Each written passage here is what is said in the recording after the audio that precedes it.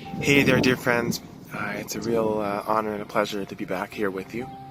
So I want to talk about an idea that's been incredibly important to me in my life, incredibly transformative. And I want to give that to you, Yizot Hashem. So in life we find ourselves in this constant chase after accomplishments and successes and approval from others, all in order to achieve one thing, really. It's called oneg, a deep sense of pleasure. And for all of our chasing after those things, we actually experience very little of that oneg. And even that little bit of oneg that we do experience is extremely short-lived. And so, the morning after that big win or accomplishment, the next morning you wake up with the same hole in your heart, the same emptiness. And where did that accomplishment, where did that oneg go? And so the idea goes as follows. The source of all of our sense of difficulty, all of our experience of difficulty and pain and struggle in our lives stems from one simple misconception. And that is that we believe that something or somebody outside of us has the power to create our experience. That something or somebody outside of us has the power to give us a sense of well-being or to take away our sense of well-being. And so, for example, I believe that I need my coffee in order to feel okay with myself, in order to feel focused. I believe that person drives me crazy when they say that, right? I believe that I need the love from other people in order to feel good about myself. I believe that this situation is super overwhelming. What we're doing when we do that is that we ignore the simple truth. We fail to take ownership over our experience. And in truth, the entirety of our experience is coming from one place. It's coming from us. It's coming from our psychological system. I'm thinking, I'm experiencing this. This is coming from me. And in a deeper sense, it's coming from my neshama. And my neshama is a chelek eloka miman. My neshama is a piece of Hashem.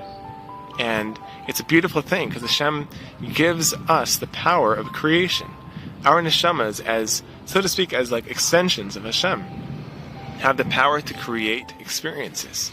And the entirety of our lives, we're seeing creation happening, not just outside of us, but inside of us. We're seeing how our experience is being created. We assume and we believe so strongly that something outside of us is creating our experience, that something outside of us has the power to make me feel good or feel bad about myself. What we do is we're creating false gods.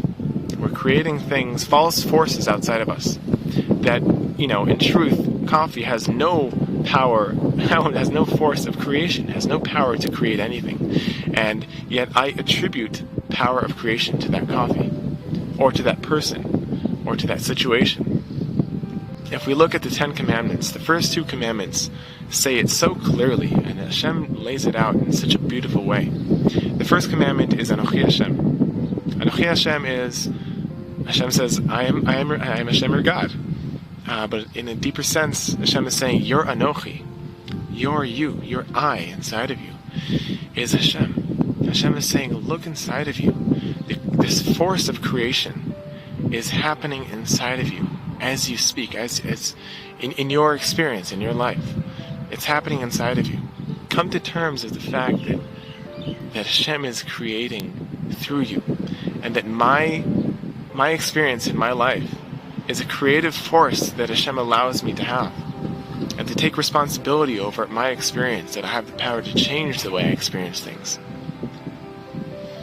And the second commandment is so beautiful, the way it's set out. But the second commandment is Lo yeh lecha elokim acharim al panai. Don't create false gods. Don't blame it on other things. Your experience, don't create false things outside of you that you believe are creating your experience.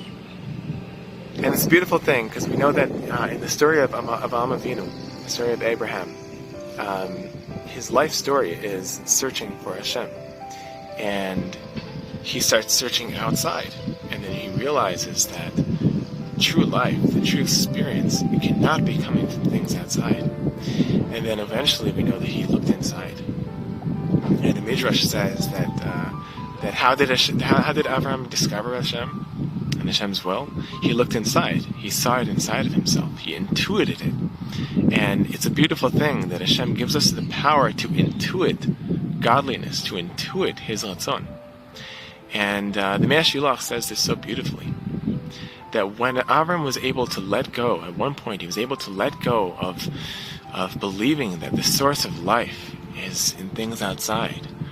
He looked inside, and Hashem allowed him to look inside and see Hashem inside. So I bless us